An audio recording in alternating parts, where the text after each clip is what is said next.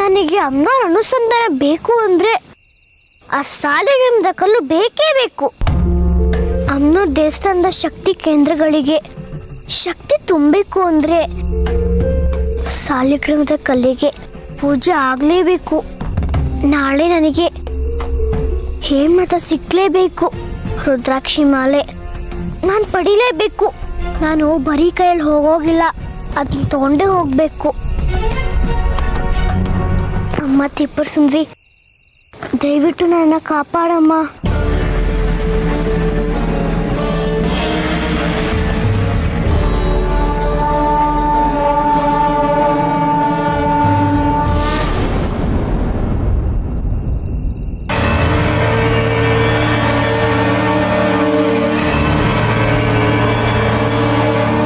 ಲಕ್ಷ್ಮಿ, ಏನಮ್ಮ, ಏನ್ ನಡೀತಿದೆ ನಮ್ಮ ಮನೆಯಲ್ಲಿ? ಹೇಳಮ್ಮ, ಏನ್ ನಡೀತಿದೆ? ಅಜ್ಜಿ, ಅದು ನೀನಾ? ಹೌದು, ನಾನೇ ಸ್ವರ್ಣಕ್ಕ. ಇಂಥ ಸೊರು ಹೊತ್ತಲ್ಲೇ ನಮ್ಮನೆ ಹತ್ರ ಬಂದು ಏನೇ ಮಾಡ್ತಿದ್ದೀನಿ ನೀನು? ಮುತ್ಕಿ, ಇದು ನನ್ನ ಮತ್ತೆ ಅವಳ ವಿಷಯ, ನಾವ್ ನೋಡ್ಕೊಂತೀವಿ. ನೀನ್ ಸುಮ್ನೆ ಇದ್ರೆ ಸರಿ, ಇಲ್ಲ ಅಂದ್ರೆ ಗೊತ್ತಲ್ವಾ ನಾನ್ ಯಾರು ಅಂತ. ಅಂದ್ರೆ ಇದೆಲ್ಲ ನಿಂದೆ ಕಿತಾಪತಿನ? ಹೌದು ಕಣೆ, ಇದೆಲ್ಲ ನಂದೇ ಕಿತಾಪತಿ. ಕಮಿಷನರ್ ಹತ್ರ ಹೋಗಿ ನನ್ ಮೇಲೆನೆ ದೂರ್ ಕೊಡ್ತೀಯ. ಅದೇ ಕಮಿಷನರ್ ಆಫೀಸ್ ಮುಂದೆ ನಿನ್ ಗಂಡನ್ನ ಸಾಯಿಸ್ಬಿಡ್ತಿದ್ದೆ, ನೆನಪಿಲ್ವಾ? ಗೊತ್ತು. ನೀ ನಮ್ಮನೆಗೆ ಬಂದು ನಮ್ಮನೆ ವಸ್ತುಗಳನ್ನೆಲ್ಲ ಹಾಳು ಮಾಡಿ ನಮ್ಮನ್ನು ಹೆದರ್ಸಕ್ಕೆ ಪ್ರಯತ್ನ ಪಡ್ತಿರೋದು ನೀನೇ ಅಂತ ನನಗೆ ಚೆನ್ನಾಗಿ ಗೊತ್ತು. ಎಷ್ಟೇ ಆಗ್ಲಿ ಪೊಲೀಸ್ ಅಮ್ಮ ಅಲ್ವಾ, ತುಂಬಾ ಬೇಗ ವಾಸನೆ ಕಂಡು ಹಿಡಿದು ಬಿಡ್ತೀಯ. ನಿನಗ್ ನನ್ನ ಬಗ್ಗೆ ಗೊತ್ತಾಗ್ಲಿ ಅಂತಾನೆ ಹೀಗೆಲ್ಲ ಮಾಡಿದ್ದು. ಈಗ ಮನೆ ಒಳಗ್ ನುಗ್ಗಿ ನಿನ್ ಗಂಡನಿಗೆ ಚಾಕು ಹಾಕಕ್ ಬಂದಿದ್ದು ನನ್ ಕಡೆ ಒಂದ್ ಕಣೆ. ಆದ್ರೆ ನಿನ್ ಗಂಡ ತಪ್ಪಿಸ್ಕೊಂಡ್ಬಿಟ್ಟ. ಪ್ರತಿ ಸಲ ನಿನ್ ಗಂಡ ತಪ್ಪಿಸ್ಕೊಂತಾನೆ ಅನ್ಕೋಬೇಡ. ಸಾಯಿಸ್ಲೇಬೇಕು ಅಂತ ನಾನು ತೀರ್ಮಾನ ತಗೊಂಡ್ರೆ 2 ನಿಮಿಷದಲ್ಲಿ ನಾನು ಮುಗಿಸ್ಬಿಡ್ತೀನಿ. ಬೇಡ ಸ್ವರ್ಣ, ಹುಡುಗಾಟ ಆಡಬೇಡ. ನೀನು ಈಗಾಗಲೇ ಜೈಲಿಗೆ ಹೋಗಿ ಬಂದಿದ್ಯಾ. ಹಳೆ ವೈರತ್ವನ ಮುಂದುವರಿಸ್ಬೇಡ. ನೀನು ಬುದ್ಧಿ ಕಲೀಲಿ ಅಂತ ನಿನ್ನನ್ನು ಜೈಲಿಗೆ ಕಳ್ಸದ್ನೇ ಹೊರತು ಹೀಗೆ ಬಂದು ಮತ್ತೆ ಗುಂಡಾಗಿರಿ ಮಾಡಲಿ ಅಂತಲ್ಲ. ಇದು ಖಂಡಿತ ನಿನಗೆ ಒಳ್ಳೇದಲ್ಲ. ಇದಕ್ಕೆ ನೀನು ತುಂಬ ಬೆಲೆ ತೆರಬೇಕಾಗತ್ತೆ. ನನ್ನನ್ನೇ ಹೆದರ್ಸ್ತೀಯ? ನಾನ್ ನಿನ್ನ ಎಷ್ಟು ಸಲ ಹೆದರ್ಸಿಲ್ಲ. ನಿನ್ನ ಸಾವಿನದೊಡೆಗೆ ನೂಕಿ ಮತ್ತೆ ವಾಪಸ್ ಕರ್ಕೊಂಡು ಬಂದಿದ್ದೀನಿ. ಇಷ್ಟಾದ್ರೂ ಹುಷಾರಾಗಿಲ್ಲ ಅಲ್ವಾ ನೀನು? ಹೋಗ್ಲಿ ಬಿಡು. ನಾನು ಹೇಳಿದ್ರ ಬಗ್ಗೆ ಏನ್ ತೀರ್ಮಾನ ತಗೊಂಡೆ? ಯಾವ ವಿಷಯದ ಬಗ್ಗೆ ಮಾತಾಡ್ತಾ ಇದೀಯಾ? ನೀನು ಮತ್ತೆ ವಾಪಸ್ ಪೊಲೀಸ್ ಕೆಲ್ಸಕ್ಕೆ ಸೇರ್ಬೇಕು ಅಂತ ನಾನು ಹೇಳಿದ್ದೆ ತಾನೇ? ನಿನ್ ಕೆಲ್ಸಕ್ಕೆ ಸೇರ್ದೇ ಇದ್ರೆ ನಿನ್ ಮನೆಯವ್ರನ್ನ ಒಬ್ಬೊಬ್ಬರನ್ನೇ ಸಾಯಿಸ್ತೀನಿ ಅಂತ ಹೇಳಿದ್ರು ಅರ್ಥ ಆಗ್ತಿಲ್ವಾ ನಿನ್ಗೆ? ಸ್ವರ್ಣಕ್ಕ, ಬೆಂಕಿ ಜೊತೆ ಸರ್ಸಾಡೋದು ಒಳ್ಳೇದಲ್ಲ ಪೊಲೀಸಮ್ಮ.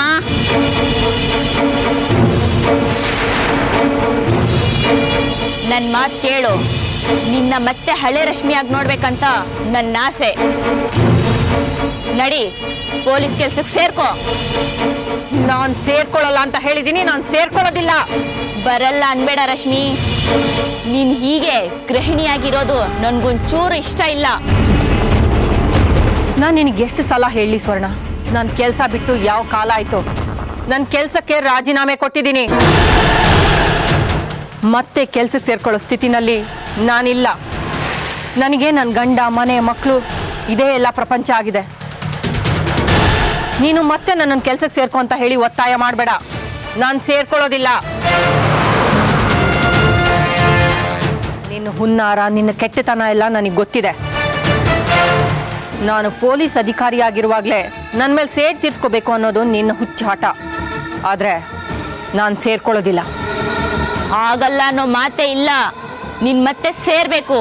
ಇಲ್ಲ ಅಂದ್ರೆ ನಿನ್ ಪ್ರಾಣಕ್ಕಿಂತ ಹೆಚ್ಚಾಗಿ ಪ್ರೀತಿಸೋರ್ನೆಲ್ಲ ಒಬ್ಬೊಬ್ಬರನ್ನೇ ಬಲಿ ತಗೊಂತ ಹೋಗ್ತೀನಿ. ನೆನಪಿರ್ಲಿ.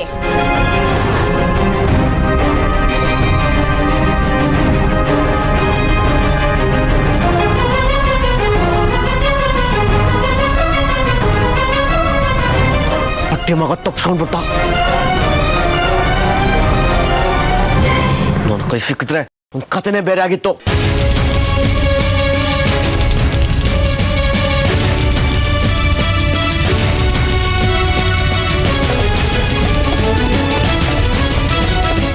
ಯಾಕೆ ರಶ್ಮಿ, ಯಾಕೆ ಗಾಬರಿಲಿದ್ಯಾ? ಏನಾಯ್ತು? ಬಂಗಾರಿ, ನೀನು ಆ ಕಡೆ ಹೋದ ತಕ್ಷಣ ಈ ಕಡೆ ಸ್ವರ್ಣಕ್ಕ ಬಂದಿದ್ಲು.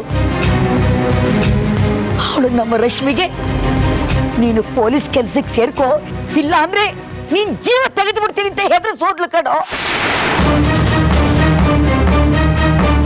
ಅವಳು ನಮ್ಗೆ ಇಷ್ಟೆಲ್ಲ ಕಷ್ಟ ಕೊಡ್ತಾ ಇರೋದೇ ನಮ್ಮ ರಶ್ಮಿ ಪೊಲೀಸ್ ಕೆಲ್ಸಕ್ಕೆ ಸೇರ್ಕೊಳ್ಳಿ ಅಂತ. ರಶ್ಮಿ, ನೀನೇನು ಹೆದರಬೇಡ.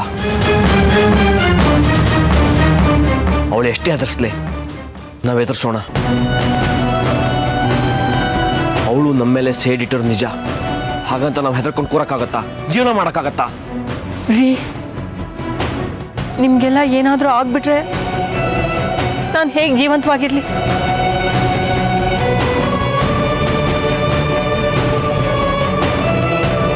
ಹಾಗಲ್ಲ, ಏನೂ ಆಗಲ್ಲ ರಶ್ಮಿ. ಸಮಾಧಾನ ಮಾಡ್ಕೊ. ನಡ್ರಿ.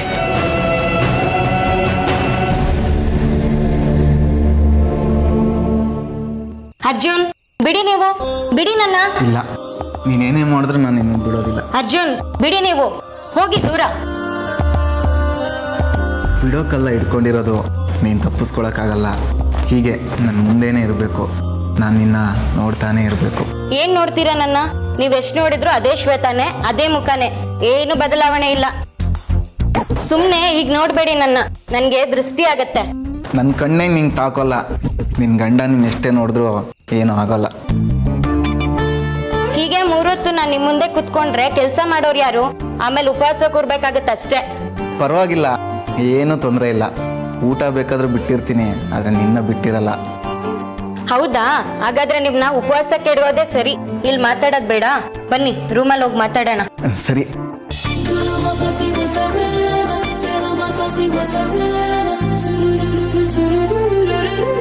ಏನೋ ಮಾತಾಡಬೇಕು ಅಂತ ಅಂದೆ, ಮಾತಾಡು. ಒಂದ್ 5 ನಿಮಿಷ ಕೆಲಸ ಇದೆ, ಮುಗಿಸ್ಕೊಂಡು ಬಂದ್ಬಿಡ್ತೀನಿ. ಶ್ವೇತಾ, ಶ್ವೇತಾ ಬಾಗಿಲು ತೆಗಿ. ಒಳಗೆ ಇರಿ, ನಾನು ಕೆಲಸ ಮುಗಿಸ್ಕೊಂಡು ಬಂದು ಬಾಗ್ಲು ತೆಗಿತೀನಿ, ಸರಿನಾ?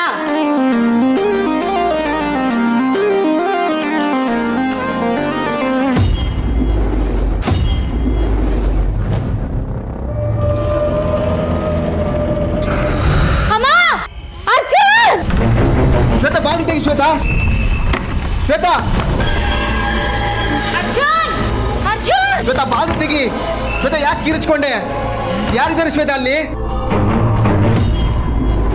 ಬಿಡು ನನ್ನ, ಬಿಡು ನನ್ನ. ಅರ್ಜುನ್, ಕಾಪಾಡಿ. ಶ್ವೇತಾ ಬಾಗಿಲು ತೆಗಿ. ಶ್ವೇತಾ, ಏನಾಯ್ತು? ಶ್ವೇತಾ, ಅಮ್ಮ! ಅಯ್ಯೋ! ಅರ್ಜುನ್! ಶ್ವೇತಾ ಬಾಗಿಲು ತೆಗಿ. ಶ್ವೇತಾ, ಅಯ್ಯೋ! ಅಮ್ಮ! ಬಿಡು ನನ್ನ, ಬಿಡು ನನ್ನ.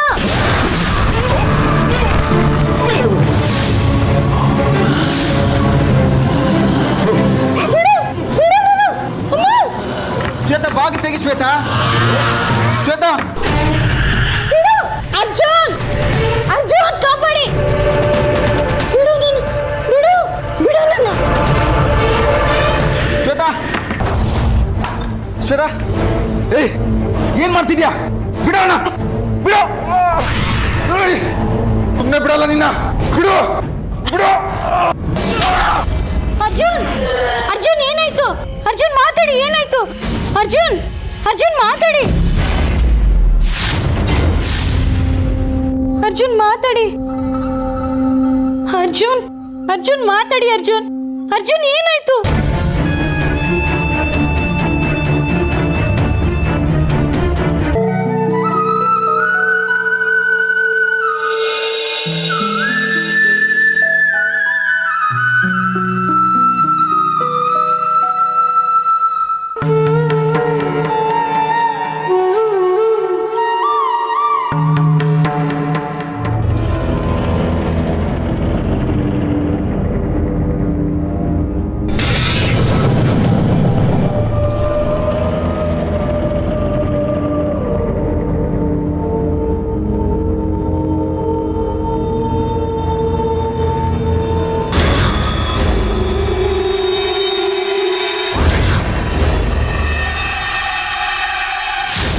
ದಿಕ್ಕುಗಳಲ್ಲಿ ಕೊಳ್ಳಿದೇವನ ಕಾವಲಿಟ್ಟಿದ್ದಾನೆ. ಆ ಕೊಳ್ಳಿದೇವ ಹೊರಗಡೆ ಯಾರನ್ನೂ ಸುಮ್ಮನೆ ಬಿಡೋದಿಲ್ಲ.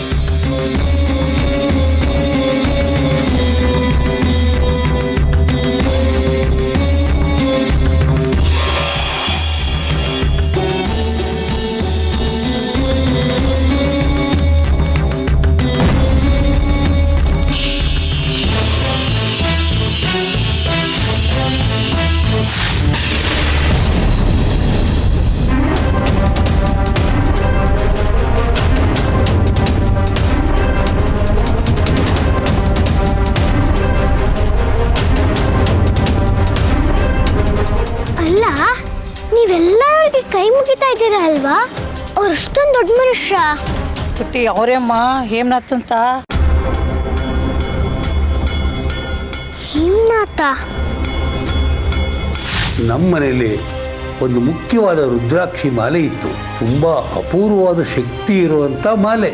ಆ ಮಾಲೆಗಳನ್ನು ಯಾರು ಇಟ್ಕೊಂಡಿರ್ತಾರೋ ಆ ದುಷ್ಟಶಕ್ತಿಗಳನ್ನು ತಮ್ಮ ವಶದಲ್ಲಿ ಇಟ್ಕೊಂಡಿರ್ತಾರೆ. ಆ ರುದ್ರಾಕ್ಷಿ ಮಾಲೆನ ನಮ್ಮ ಮನೇಲಿ ಕೆಲಸ ಮಾಡೋ ಆಳು ಕದ್ಕೊಂಡು ಹೋಗ್ಬಿಟ್ಟ. ಅದನ್ನು ಹೇಗಾದರೂ ಮಾಡಿ ನೀನು ನನಗೆ ತಂದುಕೊಡು.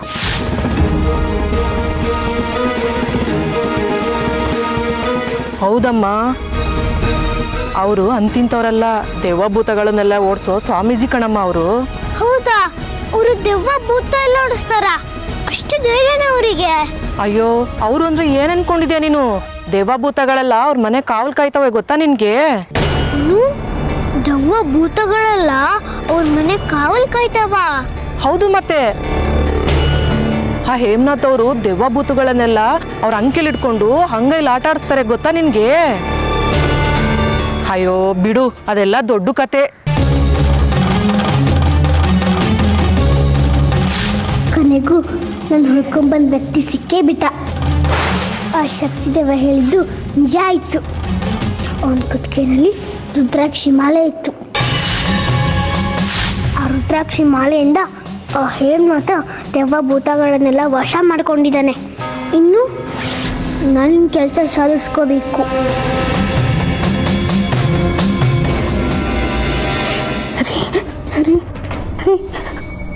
ಹೆದರ್ಕೋಬೇಡ, ಎಲ್ಲ ಸರಿ ಹೋಗುತ್ತೆ.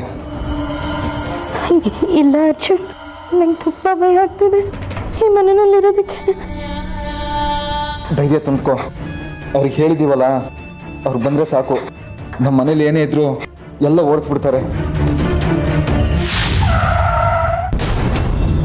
ಗುರುಜಿ ಬಂದ್ರು ಅನ್ಸುತ್ತೆ.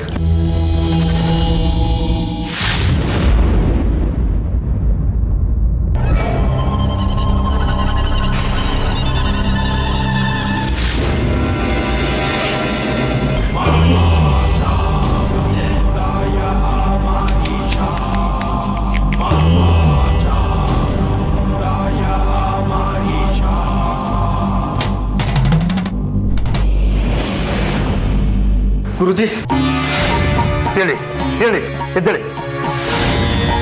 ಗುರುಜಿ, ನೀವೇ ಕಾಪಾಡಬೇಕು.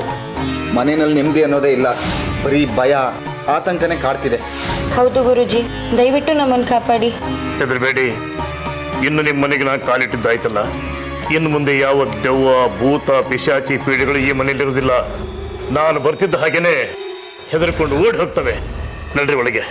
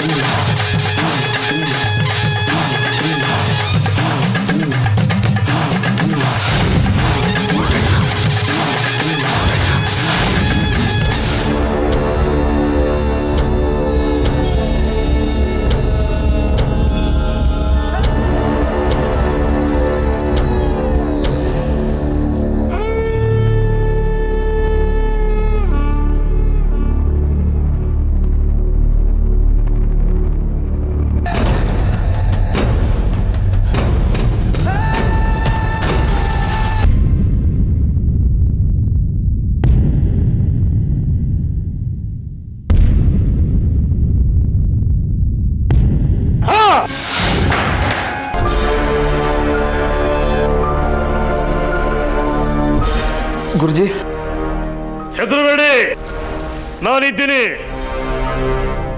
ಏಯ್, ಯಾರು? ಯಾರದು? ಯಾರದು?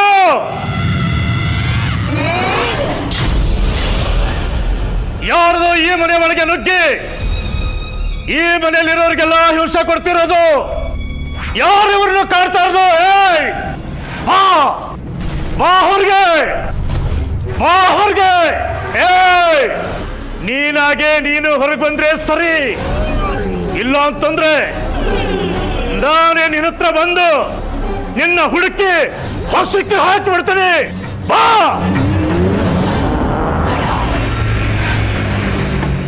ಬಾ ಹೊರಗೆ, ಬಾ.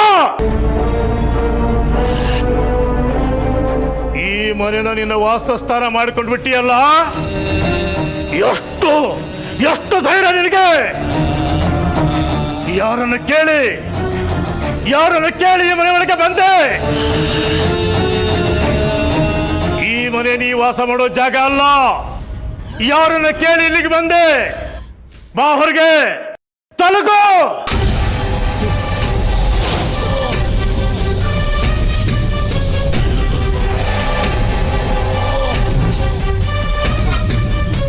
ಇಲ್ಲ ಅಂತಂದ್ರೆ ನಿನ್ನ ಗ್ರಹಚಾರ ಬಿಡಿಸ್ಬಿಡ್ತಾನೆ.